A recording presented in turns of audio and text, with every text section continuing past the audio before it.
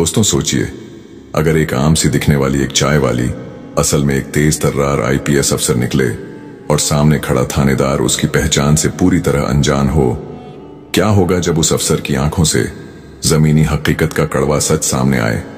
ये कहानी है दिव्या वर्मा की, एक ऐसी महिला अधिकारी की जिसने अपनी वर्दी उतारकर एक मामूली चाय वाली का रूप अपनाया ताकि सच का सामना किया जा सके। लेकिन जब सत्ता के नशे में चूर थानेदार ने उसे थप्पड़ मार दिया तो जो हुआ उसने पूरे महकमे को हिलाकर रख दिया। दोस्तों, कहानी को अंत तक जरूर देखना। यह कहानी उन दिनों की है जब दिव्या वर्मा एक तेज तर्रार और निष्ठावान आईपीएस अधिकारी थीं। उनका काम ही उनकी पूजा थी और उनके लिए उनका कर्तव्य सर्वोपरि था। वह हमेशा यह सुनिश्चित करना चाहती थीं कि कानून का पालन सिर्फ कागजों पर नहीं बल्कि जमीनी हकीकत में भी हो। एक दिन उनके मन में एक विचार आया जो उन्हें भीतर तक बेचैन कर गया। क्यों ना आज थानेदार सुरेश चौहान की कार्यप्रणाली का पता लगाया जाए। क्या वह वाकई अपनी ड्यूटी ईमानदारी से निभा रहा है या सिर्फ वर्दी की आड़ में रौब झाड़ रहा है।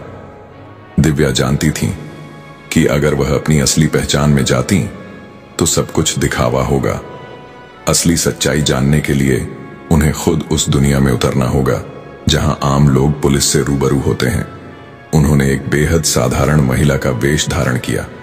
एक पुरानी सूती साड़ी, चेहरे पर जरा भी मेकअप नहीं, बस एक आम महिला का रूप। उन्होंने प्रतापनगर के चहल पहल वाले बाजार में एक चाय की छोटी दुकान लगाई। उनका मकसद साफ था, बिना किसी पहचान के जमीनी स्तर पर पुलिस के व्यवहार का अनुभव करना। वह मुख्य बाजार मार्ग के किनारे अपनी चाय की छोटी सी स्टॉल पर बैठी थीं।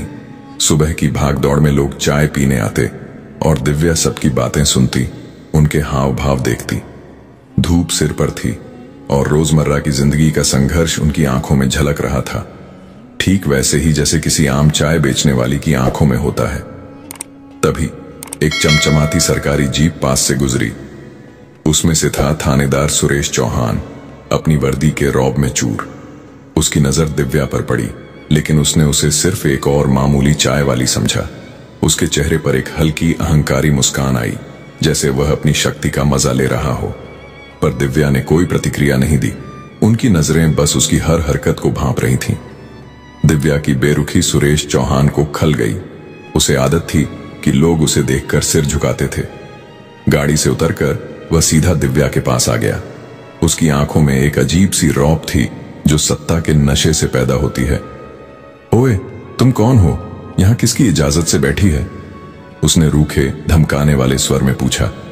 दिव्या ने शांति से पर दृढ़ता से जवाब दिया, मैं एक चाय वाली हूं साहब, रोज यहीं आकर अपना गुजारा करती हूं। थानेदार का स्वर और तेज हो गया। उसकी आवाज में चिड़चिड़ापन था। यहां चाय बेचने की हिम्मत कैसे हुई? यह मेरा इलाका है, जो मैं कहूंगा वही होगा। चल हटा अपनी दुकान यहां से। दिव्या ने उसे टोकते हुए कहा, आप अपनी हद में रहकर बात करें और अपनी ड्यूटी पर ध्यान दें। यह सार्वजनिक मार्ग है और मुझे यहां व्यापार करने का पूरा अधिकार है। उनकी आवाज में भले ही नरमी थी, पर शब्दों में एक आईपीएस अधिकारी का विश्वास था। सुरेश चौहान के अहंकार को गहरा धक्का लगा। एक मामूली चाय वाली उसे उपदेश दे रही थी। तुम्हें मुझसे क्या मतलब? यहां मेरा राज चलता है, मैं जो चाहूं वो कर सकता हूं। अगर ज्यादा जुबान चलाएगी तो यहीं से उठाकर अंदर कर दूंगा। वह अब पूरी तरह से अपनी दबंगई पर उतर आया था। उसकी वर्दी का रौब उसके सिर चढ़कर बोल रहा था। दिव्या का धैर्य टूट रहा था। उन्हें समझ आ गया था कि यह सिर्फ एक थानेदार नहीं बल्कि एक बेलगाम अधिकारी है। उन्होंने दृढ़ता से सुरेश चौहान को एक जोरदार धक्का दिया और उसे वहां से जाने के लिए कहा, अपनी हद में रहो वरना इसका अंजाम अच्छा नहीं होगा। थानेदार का गुस्सा अब 7वें आसमान पर था। उसे जिंदगी में कभी किसी ने ऐसा जवाब नहीं दिया था। बिना कुछ सोचे समझे उसने अपने हाथ की ताकत का इस्तेमाल किया और दिव्या के गाल पर एक जोरदार थप्पड़ जड़ दिया। थप्पड़ की आवाज से आसपास के कुछ लोग भी सकते में आ गए, लेकिन डर के मारे किसी ने आवाज नहीं उठाई। दिव्या को गहरा सदमा लगा। उनके गाल पर हाथ रखते हुए उनकी आंखें गुस्से से लाल हो गईं। यह सिर्फ एक थप्पड़ नहीं था, यह कानून के अपमान का थप्पड़ था, आम जनता पर एक अत्याचार था। वह समझ गई कि सुरेश चौहान का व्यवहार पहले से कहीं ज्यादा खराब हो गया था और अब उसे सबक सिखाना निहायत जरूरी था। आपको इसका परिणाम भुगतना होगा, सुरेश चौहान, दिव्या ने ठंडे पर कड़क लहजे में कहा। उनकी आवाज में एक अजीब सी खामोशी थी, जो तूफान से पहले की खामोशी होती है। सुरेश चौहान ने उसकी बात पर जोर से ठहाका लगाया। तुम क्या कर लोगी? तुम्हारी औकात क्या है? एक मामूली चाय वाली।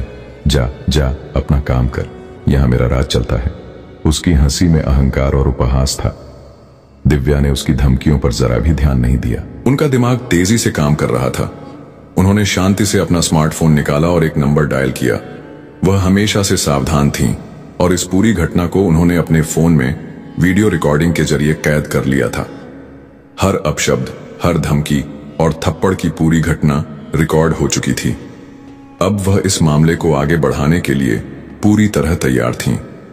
आपके खिलाफ सख्त कानूनी कार्रवाई की जाएगी, थानेदार सुरेश चौहान, दिव्या ने कहा। उनकी आवाज में अब एक पुलिस अधिकारी की गंभीरता थी, जो वर्दी में न होते हुए भी अपने पद का पूरा मान रखती थी। सुरेश चौहान का चेहरा पीला पड़ गया। उसकी हंसी गायब हो चुकी थी। उसे एहसास हुआ कि उसने कितनी बड़ी गलती कर दी है। यह चाय वाली कोई मामूली औरत नहीं थी, लेकिन अभी भी वह अपनी गलती मानने को तैयार नहीं था। उसकी अकड़ बाकी थी। तुम मुझे धमकी दे रही हो? उसने लड़खड़ाती आवाज में पूछा। दिव्या ने उसकी बात को अनसुना कर दिया और अपने रास्ते पर आगे बढ़ गईं। वह जानती थीं कि अब इस मामले को शीर्ष अधिकारियों तक पहुंचाने का समय आ गया है। उन्होंने तुरंत अपने उच्च अधिकारी डीआईजी राघवेंद्र सिंह से संपर्क किया। राघवेंद्र सिंह अपनी ईमानदारी, न्यायप्रियता और निष्पक्षता के लिए जाने जाते थे। दिव्या ने उनसे मिलने का समय लिया और सारी घटना विस्तार से बताई। उन्होंने राघवेंद्र सिंह के सामने पूरी वीडियो रिकॉर्डिंग भी पेश की। राघवेंद्र सिंह ने ध्यान से पूरी बात सुनी। जब उन्होंने वीडियो देखा तो उनका चेहरा गुस्से से लाल हो गया।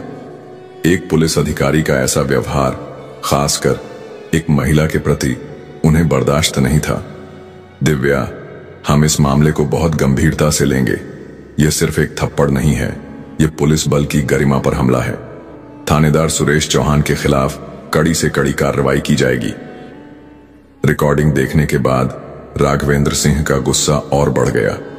यह व्यवहार पूरी तरह से अस्वीकार्य है। यह हमारे विभाग के नियमों के खिलाफ है। हम उसे तुरंत निलंबित करेंगे और उसके खिलाफ एक विस्तृत विभागीय जांच शुरू करेंगे। दिव्या ने डीआईजी राघवेंद्र सिंह को धन्यवाद दिया और कहा, सर, मैं बस इतना चाहती हूं कि इस मामले में न्याय हो। सुरेश चौहान को उसके किए की सजा मिलनी चाहिए, ताकि भविष्य में कोई अधिकारी अपनी वर्दी का ऐसा दुरुपयोग न करे।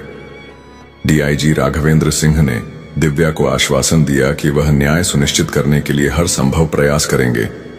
उन्होंने तुरंत सुरेश चौहान को निलंबित करने के आदेश जारी किए और उसके खिलाफ विभागीय जांच शुरू की गई। पूरे पुलिस महकमे में यह खबर आग की तरह फैल गई और सुरेश चौहान के सहयोगी भी हैरान रह गए। जब सुरेश चौहान को पता चला कि उसके खिलाफ विभागीय जांच और साथ ही आपराधिक मामला भी शुरू हो गया है, तो वह बुरी तरह घबरा गया। उसके माथे पर पसीना आ गया। उसने अपने वरिष्ठ अधिकारियों से बात करने की कोशिश की, लेकिन किसी ने उसकी कॉल का जवाब नहीं दिया। सब उससे दूरी बनाए हुए थे। उसने तुरंत अपने वकील श्री मेहता से संपर्क किया और गिड़गिड़ाते हुए कहा, मुझे इस मामले में बचाना होगा सर, मेरी नौकरी और इज्जत दोनों दांव पर हैं। श्री मेहता ने कहा, सुरेश, हम आपकी पूरी सहायता करेंगे, लेकिन आपको यह समझना होगा कि आपके खिलाफ सबूत बहुत मजबूत हैं, खासकर वह वीडियो रिकॉर्डिंग। सुरेश चौहान ने अपने वकील से मिन्नतें करते हुए कहा, मैं चाहता हूं कि इस मामले में मुझे छोड़ दिया जाए। मैं इसके लिए कुछ भी करने को तैयार हूं। मुझसे बहुत बड़ी गलती हो गई। वकील ने उसे समझाया कि इस मामले में उसे कड़ी सजा हो सकती है, लेकिन वह उसके लिए अदालत में पूरी ताकत से लड़ेंगे। अदालत में सुरेश चौहान के खिलाफ मामले की सुनवाई शुरू हुई। यह मामला पूरे शहर में चर्चा का विषय बन गया था। दिव्या ने अदालत में अपना बयान दर्ज कराया। उन्होंने पूरी घटना का वर्णन किया और अपनी गवाही के दौरान उन्होंने वही वीडियो रिकॉर्डिंग भी पेश की जिसमें सुरेश चौहान द्वारा उन्हें थप्पड़ मारने और दुर्व्यवहार करने की पूरी घटना कैद थी। अदालत कक्ष में सन्नाटा छा गया जब जज और वहां मौजूद सभी लोगों ने वह वीडियो देखा। सुरेश चौहान के वकील ने दिव्या से जिरह करते हुए पूछा, आपको कैसे पता चला कि सुरेश चौहान ने आपको मारा था? हो सकता है वह कोई और हो। दिव्या ने आत्मविश्वास से जवाब दिया, मेरे पास इस पूरी घटना की स्पष्ट वीडियो रिकॉर्डिंग है। मैंने सुरेश चौहान को अपने गाल पर मारते हुए देखा और सुना है। उनकी वर्दी पर उनका नाम और बैज भी साफ दिखाई दे रहा है। वकील ने फिर पूछा, लेकिन आपको यह नहीं पता कि उसने आपको क्यों मारा था? शायद आपने ही उसे उकसाया हो। दिव्या ने दृढ़ता से जवाब दिया, मुझे पता है कि उसने मुझे मारा था क्योंकि मैंने उनसे अपनी ड्यूटी के बारे में पूछा था और उन्हें गलत काम करने से रोका था। सुरेश चौहान का व्यवहार पहले से ही बहुत खराब हो गया था और यह थप्पड़ उनकी बेलगाम सत्ता और अहंकार का नतीजा था। अदालत ने सुरेश चौहान से पूछा, थानेदार सुरेश चौहान, आपको क्या कहना है? आपने दिव्या वर्मा को क्यों मारा था? सुरेश चौहान ने पहले तो इनकार करने की कोशिश की, लेकिन सबूत इतने पुख्ता थे कि वह झूठ नहीं बोल सका। उसने लड़खड़ाती आवाज में स्वीकार किया, हां, मैंने दिव्या को मारा था। वह मुझे परेशान कर रही थी और मैंने उसे ऐसा करने से रोकने के लिए कहा था। मैं गुस्से में था। अदालत ने सुरेश चौहान की बात सुनी, लेकिन कहा, आपके खिलाफ पुख्ता सबूत जमा हो गए हैं जिसमें आपकी अपनी स्वीकारोक्ति और वीडियो रिकॉर्डिंग शामिल है। आपको अपना पक्ष साबित करना होगा कि आप निर्दोष हैं। सुरेश चौहान के वकील ने कहा कि वे अपने मुवक्किल का बचाव करेंगे और अपना पक्ष साबित करेंगे। अदालत ने दोनों पक्षों की दलीलें सुनी और फैसला सुरक्षित रख लिया। कुछ दिनों बाद अदालत ने अपना बहुप्रतीक्षित फैसला सुनाया। अदालत कक्ष में भारी भीड़ थी। जज ने कहा, अदालत इस निष्कर्ष पर पहुंची है कि थानेदार सुरेश चौहान को दिव्या वर्मा के साथ मारपीट करने और सरकारी पद का दुरुपयोग करने का दोषी पाया गया है। उन्हें 6 महीने की जेल की सजा सुनाई जाती है और उन्हें तत्काल प्रभाव से पुलिस विभाग से बर्खास्त किया जाता है। यह फैसला इसलिए भी जरूरी है ताकि पुलिस बल में अनुशासन और जनता के प्रति जवाबदेही बनी रहे। सुरेश चौहान को सजा सुनाने के बाद दिव्या ने गहरी राहत की सांस ली। उनके चेहरे पर संतोष का भाव था। उन्होंने कहा, आज न्याय हुआ है और सुरेश चौहान को उसके किए की सजा मिली है। यह सजा सिर्फ सुरेश चौहान के लिए नहीं, बल्कि उन सभी अधिकारियों के लिए एक चेतावनी है जो अपनी वर्दी का दुरुपयोग करते हैं। सुरेश चौहान ने अपनी सजा के खिलाफ उच्च न्यायालय में अपील की। उसने कहा, मुझे लगता है कि अदालत ने फैसला सोच समझकर नहीं लिया है और मैं अपनी सजा के खिलाफ अपील करना चाहता हूं। उच्च न्यायालय में सुरेश चौहान की अपील पर सुनवाई हुई। उसके वकील ने दलील दी कि सुरेश चौहान को गलत तरीके से फंसाया गया है और उसे छोड़ दिया जाना चाहिए, लेकिन उच्च न्यायालय ने सुरेश चौहान के वकील की दलीलों को खारिज कर दिया। न्यायालय ने कहा, सुरेश चौहान के खिलाफ पूरे सबूत हैं और हमें लगता है कि निचली अदालत का फैसला पूरी तरह से सही और न्याय संगत है। अपील खारिज की जाती है। उच्च न्यायालय से भी झटका लगने के बाद सुरेश चौहान ने अपनी सजा को स्वीकार कर लिया और जेल में अपनी सजा पूरी करने के लिए तैयार हो गया। दिव्या वर्मा की यह कहानी ईमानदारी, साहस और न्याय की जीत का प्रतीक बन गई। यह कहानी पुलिस बल में ईमानदारी और निष्पक्षता के महत्व को दर्शाती है और यह भी कि कैसे एक व्यक्ति, चाहे वह किसी भी पद पर हो, अपने साहस और दृढ़ संकल्प से अन्याय के खिलाफ खड़ा हो सकता है और उसे हरा सकता है।